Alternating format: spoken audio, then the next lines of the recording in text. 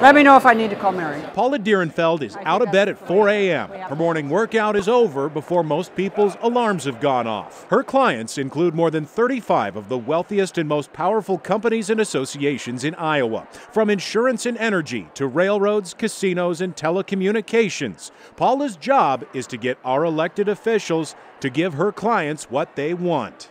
Time will tell when we get into the actual committee meetings whether or not we've been, completely persuasive in our arguments and whether or not we have influenced legislation getting through or stopped legislation from getting through. Are there lawmakers who just say, look, I don't want to hear it? That's a rare occasion. Paula is a lobbyist, one of the 50 or so people who are at any given time waiting outside of the House and Senate chambers, clamoring for one-on-one time with our lawmakers. I'll see who might be at their seats.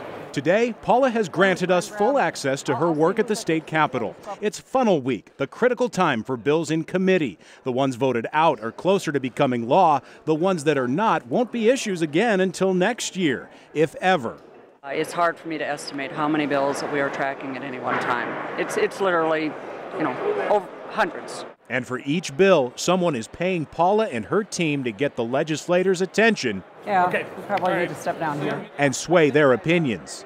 This is not needed, and this is actually really bad. It's bad policy, but and for now, we're willing to have the conversation. Yep. Right. But give us time to have that conversation. Paula and her clients are engaging Senator Tom Riley. They want him to oppose an amendment that would affect the insurance industry. Just like Paula does, anyone can write a note and request to speak with a legislator. But that doesn't mean the legislator will find the time. We still struggle to gain access, and I think the real struggle is to walk away and have them remember who we are and really want to make a change for us. Ellie Burns is not a lobbyist. She's an instructor with a program called TRIO. It prepares these high school students to be successful in college. And today, they're getting a civics lesson. I'm not exactly sure about what goes on within the legislature and how to contact them. It's not really a thing that people teach or people know. The students want to tell their senators and representatives how desperately their program needs federal funding and to ask them for help. They're happy to meet with us, but I think when they walk away, there's not much they can do. And short of hiring a lobbyist, no, that's kind of out of the question. And we're funded on a grant, and our grant dollars can't even fund, like us to go out and lobby. Access is a problem that Paula just doesn't seem to have. How you doing, Senator? Pretty good. Good to see you. She's not just a lobbyist, she's the mayor of Johnston. Lawmakers seek out her opinions on bills that will impact Iowa cities. Paula was Governor Branstad's legal counsel during his last administration, and because she and her colleagues are attorneys with the Nymaster law firm, well, they can physically write a bill or an amendment that will become a law that fulfills their clients' wishes. They're getting more for their dollar. They're getting a bigger bang for their buck. To me, that sounds like buying influence.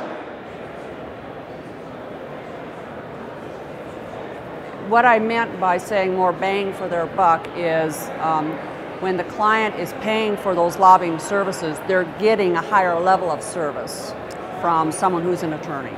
Meaning more influence? More legal skill, more ability to write the legislation, analyze the legislation, interpret legislation, identify problems in legislation or in existing law. It's one of those days. Here you see a group of legislators gathered in the area designated for lobbyists. They are getting pitched on a bill that affects Iowa architects, one of Paula's clients.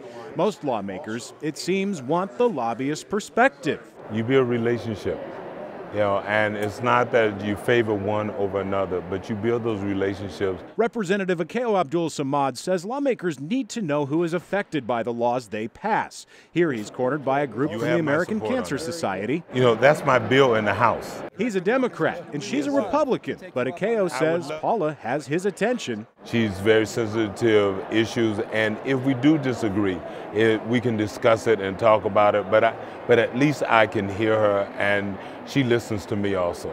Akeo is a relatively new representative in this relatively old building. The old days of lobbyists literally buying their time with lawmakers are gone. No, there is no whining and dining. No, but there is plenty of free food. Nearly every day, a different organization caters in a free meal to the Capitol Rotunda. The companies that hire lobbyists also contribute to campaigns. That topic doesn't come up while we're observing today.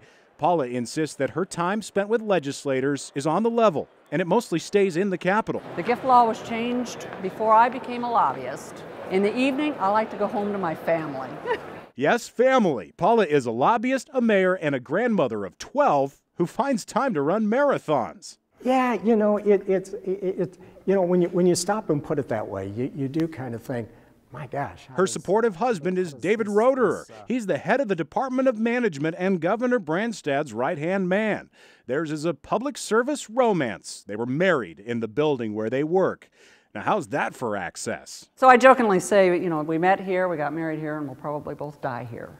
Well, I said that was not our intent. Paula intends to keep pushing lawmakers to get her clients' wishes passed or killed. I mean this all due respect to the insurance company, but now it's the same exact same fight we had last year. Yes. Wishes that become the laws that will govern us all.